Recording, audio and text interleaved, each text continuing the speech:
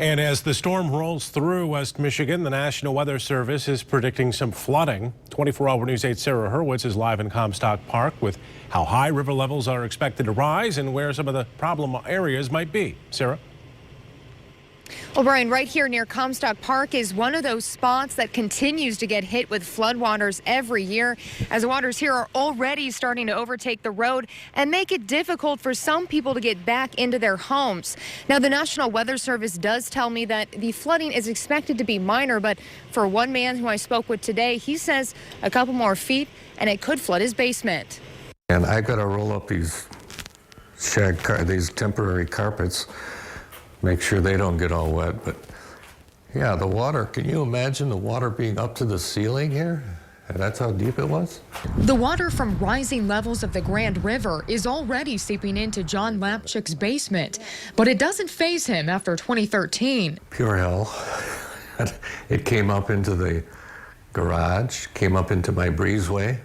My basement was completely flooded. From Jackson all the way over to Lake Michigan, we're seeing where that precipitation's falling. The National Weather Service isn't predicting anything of that magnitude following Thursday's storm, but that doesn't mean that Lapchick isn't worried. It'll probably come up over my lawn and into my basement, but that has me concerned. So when you look at the flood of 2013, for example, the stage that they said is way up here, closer to 18 feet.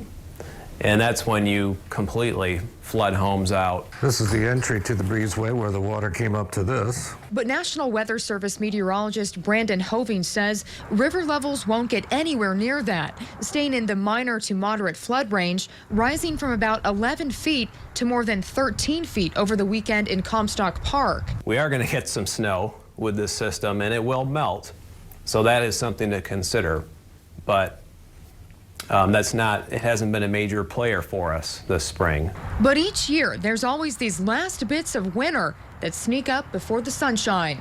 Something I have to contend with, but I got used to it.